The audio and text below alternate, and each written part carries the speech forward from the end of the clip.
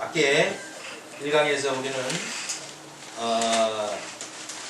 탈북자들이 이치와 역할이라는 제목에서 탈북자들이 이치에 대해서 한번 나름대로 분석을 해보았습니다.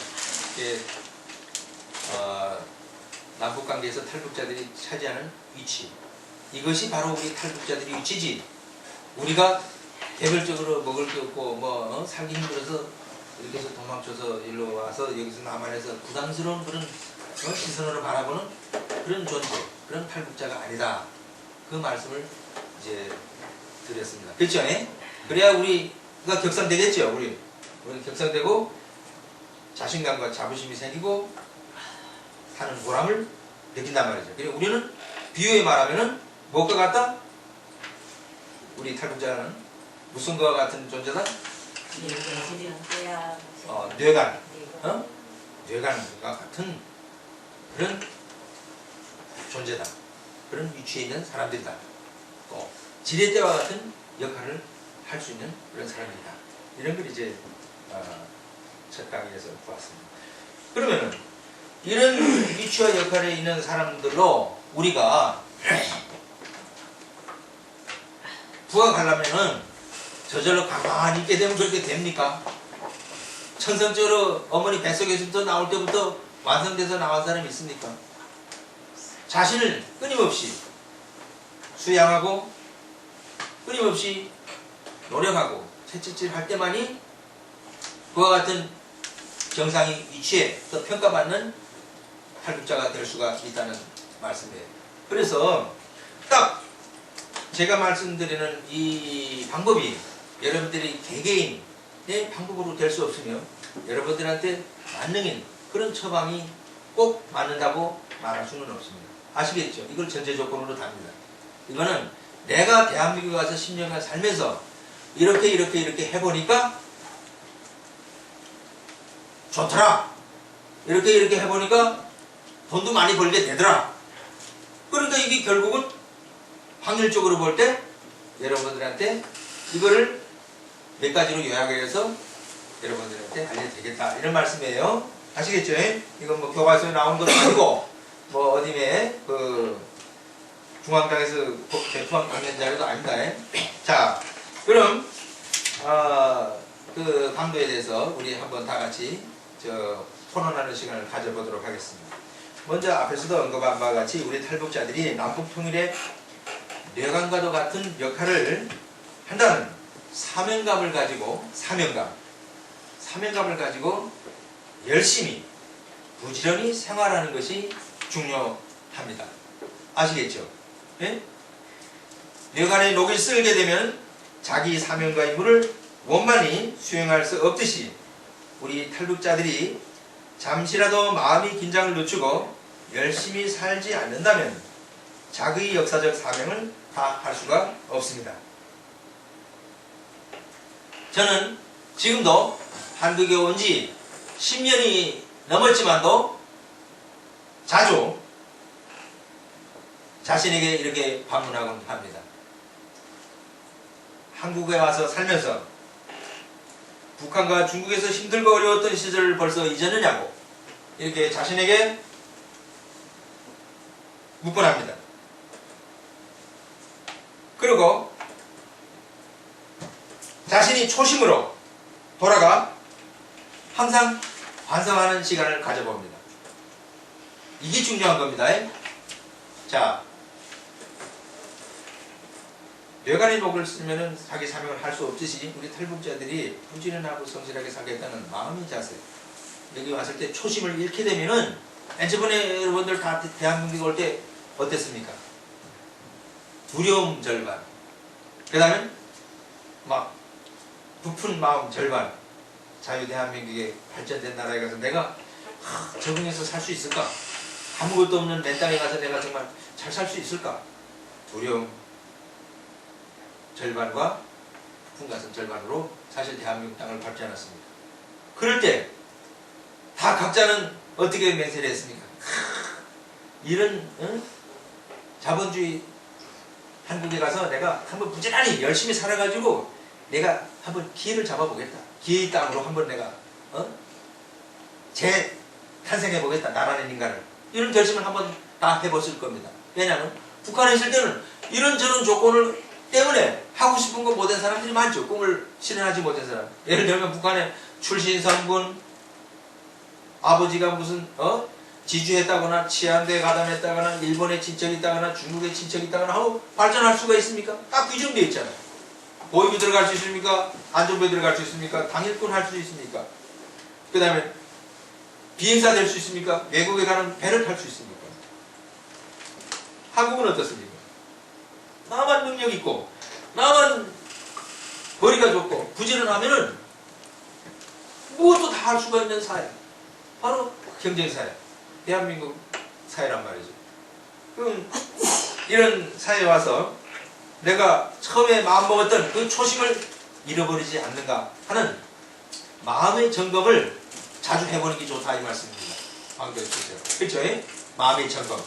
그래서 초심으로 돌아가서 자기를 반성하고 지금도 북한과 중국에서 우리와 같은 수많은 동포들이 구원의 손길을 기다리고 있다는 것을 명심하고 생활하는 것은 자신을 늘 분발하게 하는 원동력으로 됩니다.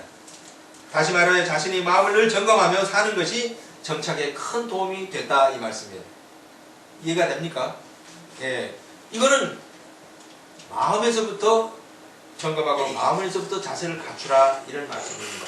그렇지 않게 되면은 이거는 뭐 돈으로 눈에 보이는 그런 준비가 아니에요. 그렇죠? 순수한 내가 정신적인 준비, 마음의 준비를 대한민국에 첫 발을 디뎌놓을 때 그 초심에서 항상 잃지 않고 생활하는 것이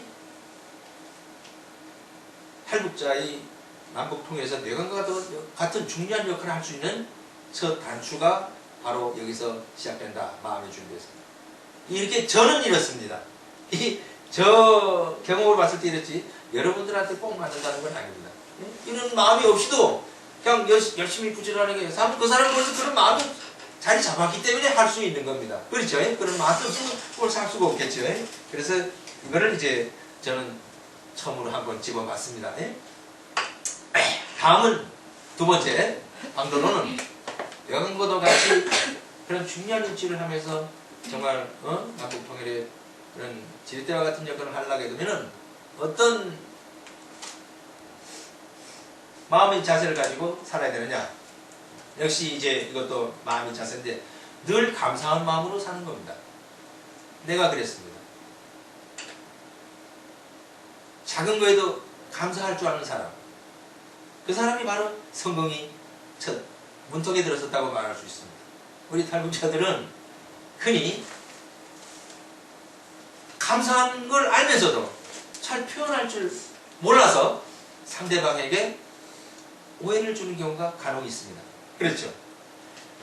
여기 대한민국에 도착했을 때 숟가락 하나 없는 우리들을 품어주고 집을 주고 정착금을 주고 얼마나 고맙습니까? 주민등록을 주고. 그러나 같은 민족인 조선동포들 여기 오면 그렇게 줍니까? 안 줍니다. 조금 날짜가 지나면 여권 기일되면 불법 체류에 따라서 비행기 타서 중국으로 돈을 보냅니다. 그 사람들과 우리를 비교했을 때 우리는 정말 얼마나 복받은 사람들입니까? 이런 감사한 것을 안고 살아야 되겠는데 그렇지 못한 마음을 가진 사람들, 늘 불평불만, 사고가 긍정적이지 못하고 불평불만이 많아. 어떤 사람을 보면은 내가 정말 괜히 왔어 한국에. 괜히 왔어. 뭐 왜 괜히 왔게? 일할 줄도 마땅치 않고 아새끼들 뭐 대하는 태도도 아주 우리를 아주 개떡같이 보고 우리를 사람 취급도 안 하고 말이지. 괜히 왔어. 아주 기분 나빠 죽겠어. 아주 이렇게 한단 말이죠. 그러면 어떻게 해줘야 그러면 기분이 좋고 잘해주는 겁니까? 기초적인 집 주고 정착 보증금 다 대주고 병원에 가면 치료 공짜로 받을 수 있는 혜택을 주고 말하자면 대한민국에서는 전쟁 유공자들이 받을 수 있는 그런 혜택을 주고 있지 않습니까? 그래도 그거를 감사하게 못 느낀다면 어느 만큼 줘야 감사하겠습니까? 그런 사람한테 같은 친구끼리 한번 생각을 해보세요. 내가 어머니하고 아들하고의 관계라고 생각해요. 자식하고의 관계에서도. 아버지가 말이죠. 내 딸한테 뭘 줬을 때 아유 아빠 고마워요 잘 쓸게요 막 재랑 피우면서 이렇게 하면 다음번에 또 지갑을 열어서 10,000원 줬으면 여기 20,000원 다음번에 30,000원 점점 올라갑니다. 그 자식이 감사해하는 모습을 보고 대견해서라도 자꾸 금액이 올라가게 되고 더 도와주고 싶어 한단 말이에요. 자기 자식과 부모 간에도 이럴지인데 서로 남남간에 무슨 걸 하나 이제 그 전에 그 하나원에서 그런 일이 있었는데 우리가 그 교회에서 이제 뭐 이불도 갖다 주고 그때만 해도 많았어요. 뭐 전자밥솥도 드리고 뭐 이렇게 하면 전번에 하나 뭘 받았는데 그거는 요번에 다른 거로 돈으로 주지. 그렇게 덜 감사하단 말이에요. 돈으로 직접 그게 더 좋겠는데 이제 그래서 작은 거에도 감사한 걸 줄 모르게 되면 어떻게 되는가 하면은 도와주는 사람이 저는 봐라 뭐 도와줘도 저는 응당한 것처럼 생각하면 안 된다 이거예요. 응당한 것처럼 생각하는 경우가 많이 있어요.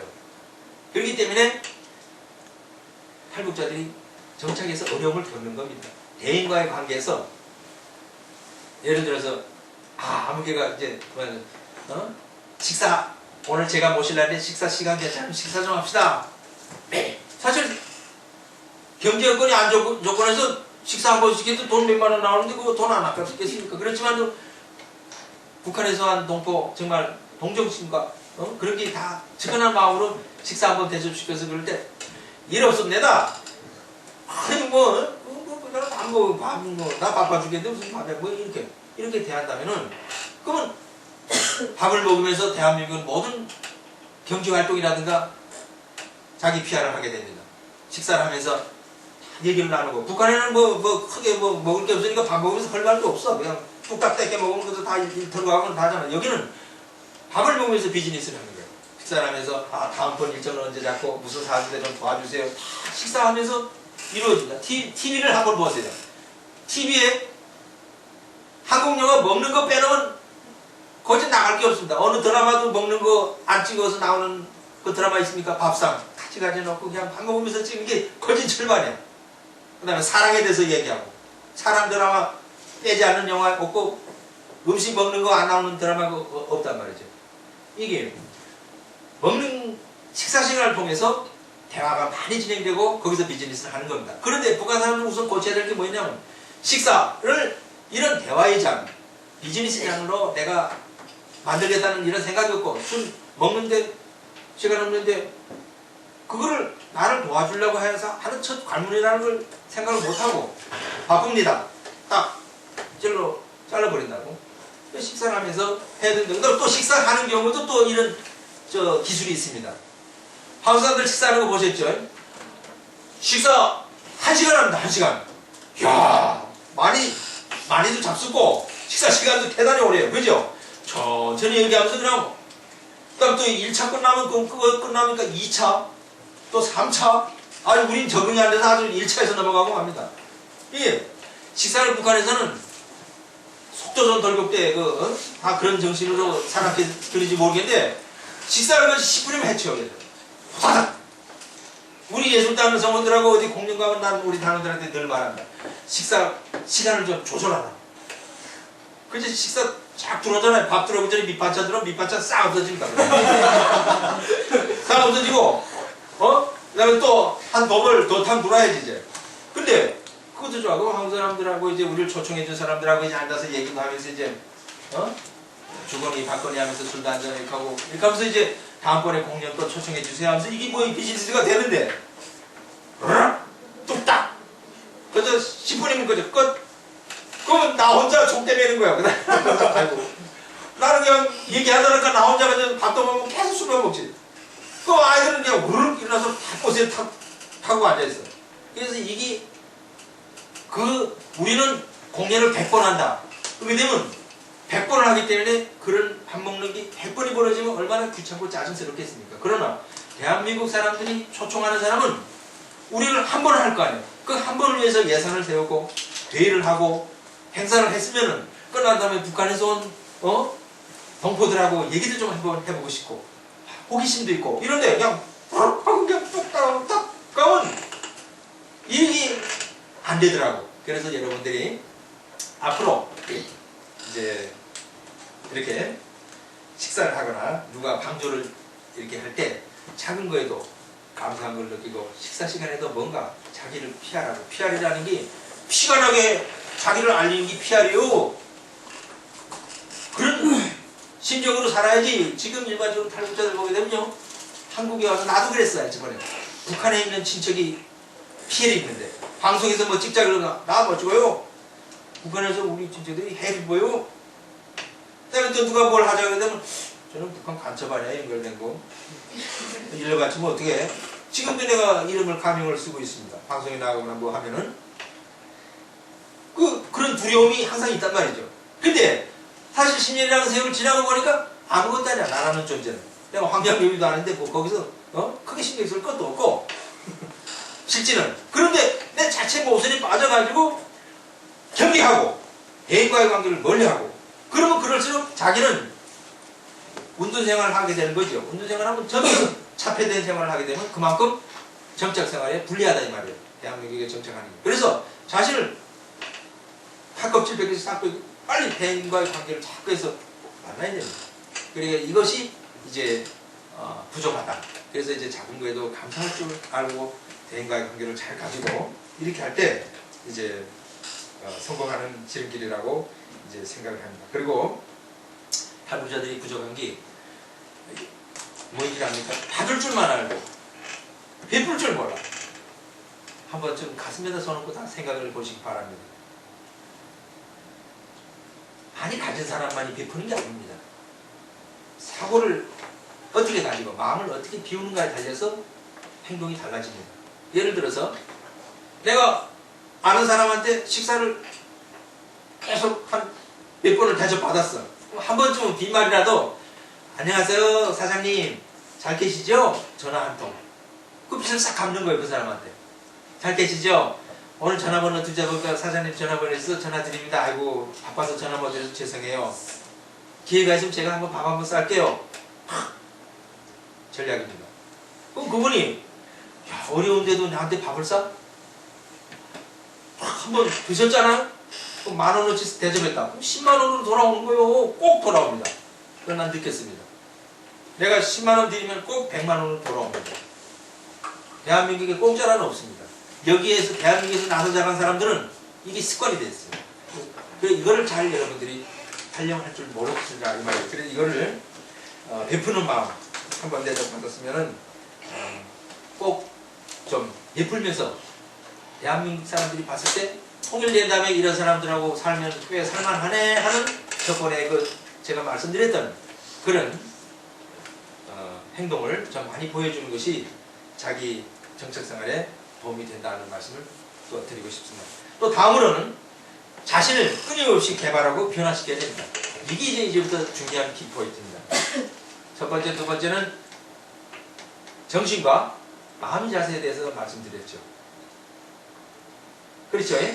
여간 그도 같이 하려면은 사람이 아무리 발전된 기술된 무기라도 그것을 다루는 사람이 정신 상태와 마음이 틀리게 되면 부지개보다도 못하다는 말이 있듯이 우리 탈북자들이 대한민국에서 남북 통일의 전도자적인 역할을 하고 여간과도 같고 지뢰대와 같은 역할을 하려면은 올바른 정신과 마음가짐을 가지라. 그래서 감사한 마음과 이제 올바른 정신을 가질 때 된다. 그럼 세 번째로는 뭐인가 하면은 자신을 끊임없이 개발하고 변화시켜 나가야 된다. 요게 방점이 있습니다. 이게 이제 흔히 자본주의사님 경쟁사인 것만큼 자신 끊임없이 개발하고 변화하지 않는다면 이 사회에 살아남을 수가 없다는 건 다 여러분들이 아실 겁니다. 끊임없이 노력하고 열심히 배워야 된다. 그렇게 하자면은. 근데 우리 예술단 이제 예를 하나 들어보겠습니다. 아까 여러분들이 공연을 이제 봐서 알겠지만 처음에 2002년도에 내가 1년도에 와서 2002년도에 예술단을 묶었거든요. 그때 묶을 때는 아코디언, 통기타. 정말 지금 생각해보면 보잘것없고 아주 부끄러워서 어떻게 했을까 하는 그런 생각이 참 많이 듭니다. 통기타에다가 아코디언에서 몇 명에서 5명, 6명에서 막 타고 돈이 없으니까 차도 없으니까 지하철, 버스 타고 가면은 3만원 줘. 그럼 내가 이번에 정읍에서 살았거든요. 정읍에서 서울 올라와서 그 교회에서 한번 공연하고 내려가면 3만원 주고 차비 왔다 갔다 떨어놓으면 아무것도 없어요. 그렇죠? 그래도 첫 번에 뭘 가지라 그랬다? 감사한 마음. 작은 거에도 감사한 마음을 항상 느꼈기 때문에 아유 감사합니다 고맙습니다 반가워 하니까 이놈 다음번에 또 찾아줘야 되겠네 이렇게 생각을 안 하겠어요? 이번에 참 미안한데 다음번에 또 찾아줄게요 이렇게 되고 점차 그렇게 해서 다음번에 저번에 참지하고 한 번도 안 남았습니다 여건이 되면 조금 더 도와주세요 어렵습니다 저희들 다음번에 가면 5만원 10만원 그래서 여러분들한테 자신감 있게 말할 수 있는 건 탈북자들이 여기 와서 예술단 만드는 건 내가 맨 먼저 원조입니다 내가 맨 먼저 예술단을 만들었어요 그래서 이걸 벌어먹는 방법을 내가 이걸 처음에 발명해서 그래서 이걸 해가지고 하니까 이제 여기서 이제 하다가 뭐 한번 이제 독립을 해서 이제 또 나가서 예술단 또 만들고 무슨 예술단 또 나가서 무슨 예술단 만들어서 여러 개처럼 지금 비춰주기는 했는데 다 원조는 여기서 이제 뿌리에 두고 있습니다. 여기 들어서 다 배우고 여기서 이제 하면서 눈 트고 돈도 좀 벌어가지고 그다음에 또 나가서 또 이제 독립을 한 남자들이 많습니다. 이제 이렇게 그런데 우리 예술단이 처음에서부터 그렇게 한심한 예술단을 가지고 그냥 있었으면 지금까지 이제는 사단법인으로 발전했거든요. 그럼 이렇게 발전할 수 있었을까요? 발전하고 지금 견지하고 10년 동안 이렇게 해올 수 있은 것은 계속 끊임없이 개발하고 변화시켰기 때문입니다. 여러분들이 TV에서 보신 거 아마 생각나실 겁니다. SBS 강호동 스타킹 2007년 1월 13일에 강호동 스타킹 제1회가 첫 방송이 됐습니다. 그때 스카우트가 들어왔죠. 평양미술관에서 옷 색깔 착착 변하는 거 좀 출연해 주십시오. 그래서 거기 나와서 뭐 예선하고 뭐 해서 1등을 먹어야 200만원 받는데 그래서 내가 그래서 딱 또 이제 값을 딱 높였지. 그 전에 뭐 나가는가 하면 이 춤을 내가 맨 먼저 옷 색깔 변하는 거 만들 때 내가 맨 먼저 북한에서 의상 한 벌을 몰래 끌어들여 오는데 성공을 했어요. 그래서 그걸 가지고 재구성해가지고 여기서 여러 개를 만들었죠. 그래서 연습을 해가지고 2005년도 3월 달에 KBS 이금희 아침 방송에 나갔어요. 그 계절춤을 옷 색깔 변하는 거.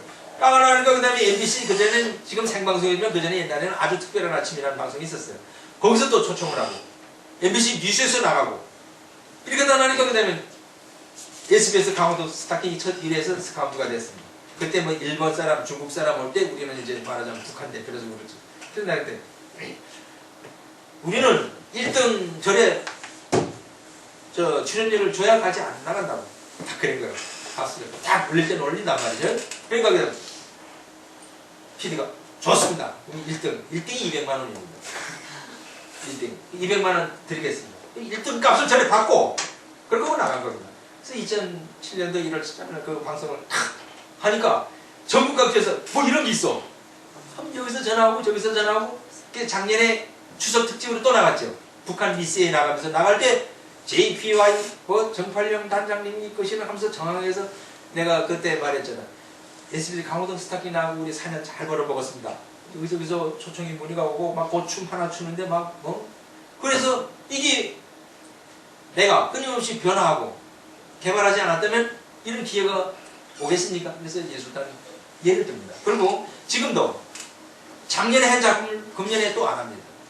그러면 어떡합니까? 1월달에는 작품을 포기하고 새 작품을 투자합니다. 투자라는 개념을 아시죠?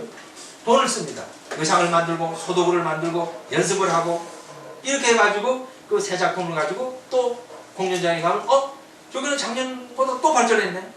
그럼 거기서 또 찾아주고 이렇게 해서 저희들이 점점 발전할 수가 있었다는 거. 그러니까 여러분들도 이걸 비유해서 말씀드립니다만은 자기 자신을 앞으로 이렇게 끊임없이 개발하고 정말 변화시켜야 됩니다. 특히 북한 사람들 자존심 강하고 배짱이 있어서 잘 변하려고 안 합니다. 그렇죠? 내가 제일인데 뭘 배울 게 있어. 특히 남자들 아주 성격이 강해가지고 나부터도 뭐 배짱이 맞지 않으면 그냥 뭐 와당탕 하고 그래서 특히 여기 한국에 와서 그래서 이혼하는 가족들 많습니다. 사선을 넘어서 대한민국까지 와가지고 서로 말이지. 북한의 남전절이 사상이 강하잖아요. 남자가 가지고 큰 소리 빡 걸치고 야 물 떠오라. 야 재떨이 가져라. 근데 여기 한국의 여자들이 그렇게 하면 한 몇 달만 지나면 TV 보고 하게 되면 반발한다고요. 그러면 대꾸질해 너? 대만에 큰일 나죠. 어디에 뭐 대꾸질하니까 북한에서 남자 대 여자가 남자가 하늘이죠. 근데 여기는 정반대죠. 남자 잘못하면 쫓겨나요. 네. 이제 이런 거를 우리가 볼 때 끊임없이 회사 생활에서나 개인 생활에서나 가정 생활에서 자신을 끊임없이 변화하고 끊임없이 수양하고 개발하지 않는다면 나고자로 될 수밖에 없습니다. 그래서 여러분들께서 탈북자 동지에서 지금 진행하고 있는 이 비즈니스 교육도 그 일환이라고 저는 생각을 합니다. 앞으로 잘 자기 그 개발하고 끊임없이 변화시켜 나가길 바랍니다. 그래 이제 이렇게 여기서 하나 본거 드리고 싶습니다. 사람이 성격이 없는 사람이 어디겠습니까? 벨도 나고 매우 내감을 해야 됩니다. 한국 사람들 거기에 못 견디는 거예요. 우리 북한 사람들이. 한국 사람들 벨라는 거 봤습니까? 벨라도 절대 편하게 웃으면서 말합니다. 죽여줍니다. 그냥. 지금 남북 간에 딱 큰 걸 보지 않는 거. 북한은 오늘 말씀드려 서울을 불바다로 만들고 남조선역 해상들은 들어라. 한국은 절대 안 그러지 않습니까? 그냥 살살 하면서 아주 그냥 아주 그냥 할 말 다 하면서 죽이잖아. 우리가 배워야 됩니다. 남한에 와서 빨리 정착해서 살려면 남한 문화를 빨리 배우는 것이 우리에게 도움이 됩니다. 그래서 이제 외유내가 겉으로는 묘하게 하고 속으로는 강하게 가지는 그런 마음의 자세들을 가질 필요가 있다 이런 말씀입니다. 다음으로 탈북자들은 소박하고 검소하게 생활해야 합니다. 이게 탈북자들이 자기 역할을 다하기 위한 데서 한 대목이라고 나는 생각을 합니다. 예를 들어서 들어오는 물줄기하고 나가는 물줄기가 있다고 생각을 합시다. 들어오는 물줄기가 열인데 나가는 물이 15이라면 축적이 되겠습니까? 이 비율을 잘 못 맞추는 겁니다. 우리 탈북자들이. 들어오는 물줄기가 열이면 나가는 물줄기는 3개 정도 열어놔야 됩니다. 7대 3 정도 소비는. 근데 이게 열인데 이게 15, 15 더 많아. 그러니까 마이너스 통장입니다. 이 원인을 잠시 들여다 보았더니 대체적으로 이렇습니다. 한국에 와서 대체적으로 차부터 내중엔 갑산에 가더라도 차부터 뽑습니다. 그런 사람들 주변에서 많이 보죠. 친구들이라도. 아주 그것도 한국 사람도 잘 못하는 고급차 뽑습니다. 여건이 되면 물론 뭐 의견이 없습니다. 네? 여건이 돼서 뭐 차를 뭐 구입하는 건 반대할 이유가 없어요. 그러나 자동차는 구입하는 순간부터 돈이 지출된다는 걸 명심해야 됩니다. 차 보험, 환경 오염 뭐 그거 무슨 거 해야죠. 무슨 세금 해가지고 차 하나에 나가는 돈이 대단히 많습니다. 그것뿐입니까?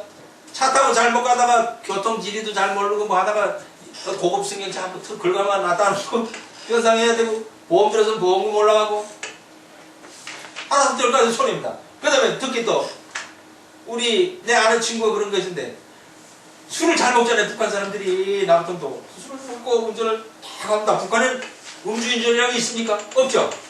뭐 차 몰고 가면 차 더 잘 나가잖아요. 차 몰고 가다 음주 딱 단속 때문에는 한국에는 뭡니까? 주민등록증 제시해주셔서 무조건 벌금 딱지 뗍니다. 사정 없습니다. 그 다음에 면허 취소. 그러면 어떻게 될까요? 가정 부부 생활하니까 어느 여자가 계속 벌금 딱지 날아오고 면허 취소된 좋아할 여자가 있습니까? 돈 없는 거 깨끗하게 그 싸게 대서 하나 싸줬더니 맨날 재구질만 치고 들어오는데 한 번은 경찰도 북한에서 왔다니까 봐줄 수가 있습니다. 뭐 두 번, 세 번 계속 안 봐주죠.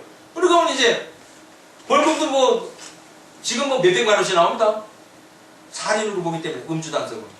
감옥 가요. 그거 안 가려면 또 돈 넣고 뽑아 나와야 된다. 감옥 안 가려면. 그러니까 둘이서 가정 불화해가지고 가정 깨진 것까지 내가 봤습니다. 그래서 이런 거. 그래서 내 경험으로 보면 그렇습니다. 나는 핸드폰에 와가지고 중고에 대해서 중고 TV, 중고 냉장고, 세탁기도 안 샀어요. 나 육신은 뭘 하냐? 손빨래, 빨래도 많지 않은데. 나 후에 이제 돈 벌어가지고 하나씩 다 바꾸는데 걸린 시간이 한 4, 5년 걸렸습니다. 초반에 와서는 수돗물이 좀 고인다며 쓰라 이 말씀이에요. 들어오기 전에 먼저 팍 쏟으면 텅하면 마음이 허전합니다. 사람이 통장에 돈이 하나도 없으면 아무리 마음이 그래도 조배납니다. 우리 북한 사람들. 그러니까 이거를 이제 여러분들이 잘 아셔야 됩니다. 이제 어떤 영업을 한다든지 할 수 없는 상황이면은 차를 싸서 운동을 하는 거 좋지만 그 차를 할 수 있으면은 홈으로 차를 싸는 이건 좀 경계하면 좋지 않냐 하는 이런 걸 공부하고 싶습니다. 나도 지금요 지하철 가고 마트 가고 우체국 다른 데 가는 다 자전거 타고 다닙니다. 건강에도 좋고 기름도 안 들고 주차도 걱정 없고 아주 좋습니다. 그래서 자전거 타고 다니면 북한에 그 자전거 타고 올 때 생각도 하면서 즐겁습니다. 그리고 지하철에도 딱 쓰고 지하철 타고 쭉 가면 길도 안 막히고 시간 모자되고 어디 가서 주차하면 저 종로 같은 데 세워봐요. 시간당 3천만 원, 3천원 잠깐 몇만 원 나옵니다. 가다 길 딱 막히면 약속 시간 빵번하고 이래저래 나옵니다. 그래서 주시면 이렇게 해야 되고 대중교통을 이용하고 경제적이고 시간도 절약되고 하는 방법을 선택하는 게 좋겠다. 그래서 우리 탈북자들이 쉽게 말해서 쓸데없는 데는 소비는 좀 줄이고 내일을 위해서 축적하라 이 말씀이에요. 그렇죠? 우리가 돈 쓸 일이 얼마나 많습니까? 예? 북한에서 두고 온 부모, 형제, 친척들, 친구들한테 통일돼서 이제 김정일이가 오래 못 삽니다. 국제 거기서 다 했는데 그저 2, 3년입니다. 그래가지고 김정일이 이제 집안이 없어요. 그럼 내부 문제에서 어느 순간에 급격하게 통일이 우리 눈앞에 다가올 수도 있습니다. 그럴 때 우리가 여기 있겠습니까? 여러분들 배우고 돈 버는 거 가지고 어디 갑니까? 그립고 꿈에도 그리던 고향으로 달려갈 거 아닙니까? 그때 공장에 돈이 많아서 그때 진짜 제대로 된 차를 뽑아야 됩니다. 큰 데다가 막 색달래미 가서 꽉꽉 싣고 북한에 색달래미라고 가잖아요. 그래서 학교도 하나 기증하고 내가 살던 학교 내가 다니던 동사무소 그럼 그들이 썩어비 없는 자본주의 사회인지 알았더니 좋긴 좋구나 나 거짓말이 됐구나 하는 걸 여러분들 통해서 증명을 해야 되는데 여러분들이 여기서 다 써버리고 돈 통장에 땡불도 없어. 그럼 들어갈 때 어떡할 겁니까? 내일에 대비해서 우리는 미리미리 축적을 해야 된다. 그날은 멀지 않았습니다. 다음으로 탈북자들은 성공적인 정착을 위해서는 대인과의 관계를 잘 가져야 됩니다. 인주는 곧 돈줄이라는 말도 있습니다. 일반적으로 탈북자들은 사람을 접촉하는 것을 꺼려합니다. 아까도 말씀드렸지만 나도 맨 처음에 그랬고 그래서 이 대인관계를 잘 가져서 인줄이 돈줄이잖아요. 그렇게 하고 대인관계를 잘 가지고 자문을 많이 받는 게 중요하겠죠. 그렇게 하고 한국에는 좋은 사람도 많지만 사기꾼도 있습니다. 우리 예술단에서 내가 여기 대한민국 가서 2007년도에 딱 1,000만 원 사기 맞춰봤어요. 사기는 잘 아는 사람이 칩니다. 모르는 사람이 사기 치면 당하지도 않지요. 잘 아는 사람이 치는데 아이고 공연 와서 하게 되면 다른 데 모르는 사람은 기획사 가면 계약서를 쓰든가 돈을 미리 딱 받습니다. 나는. 아는 사람이니까 내려오면 돈 줄게 걱정 말고 내려와. 그래서 여기서 나주가 어딥니까? 전라남도 나주 버스 타고 가서 공연을 딱 해서 그럼 내 조건이 있죠. 공연 들어가기 전에 돈 줘야 됩니다. 그러면 계약서 필요 없죠. 그건 주지 내려와. 딱 내려가니까 사람들이 다 모여있어. 딱 오늘 햇빛에 5월달인데 출연료 스탠바이 딱 해서 출연료 주세요. 그러니까 지금 서울에서 돈을 가지고 지금 KTX 타고 내려오는데 2시간이면 도착한다고. 말이 또 달라집니다. 사람들 기다리는데 하자고 날 믿고 내가 내 돈이라도 줄게. 이러는 거요.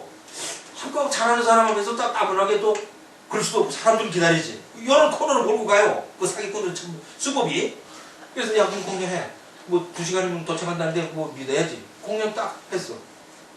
그러면 다음 공연 장소에서 오기면서 그럼 붙여주세요 하고 가는데 알아. 왜 알아보면 통장으로 돈이 들어왔는데 계산점인가 수표인데 무슨 은행이 달라가지고 또 24시간 후에 찾고 그럼 24시간 후에 가서 또 전화하게 되면 버스 들어간 받을 돈이 또 안 되고 어머머머 하다가 뚝 떼먹고 이렇게 해서 이래저래 손해 봐서 못 받은 게 한 1,000만 원. 나도 똑똑하고 당하지 않는다고 하는 게 이렇게 당했습니다. 여러분들도 원칙을 세워야 돼요. 가까운 사람일수록 경계하라는 게 아니고 주의하시고 그 다음에 돈거래 절대 하지 마시라고. 북한에서 그런 말이 있죠. 원수 되려면 돈 꺼주라고. 그런 말 들어봤어요? 꼭 돈 꺼주면 원수되는 사례가 많기 때문에 그러는 거예요. 우리 탈북자들 속에는 서구상 그런 일이 없습니까? 우리 친구가 친구끼리 원수됐습니다. 어디가 더 원수됐느냐? 무슨 일이 있어가지고 저 경찰서에 지금 잡혔는데 벌금을 500만 원을 당장 내지 않으면 감옥에 들어간대요. 그러니까 전화가 와가지고 돈 좀 꿔주라. 내가 나가서 큰 뭐만 물어줄게. 친구가 감옥에 들어가는 건 또 그렇고 왜 뭐 돈 주겠지 하고 500만 원을 탁 줬는데 나와가지고 낼낼 하다가 전화도 안 받는데요.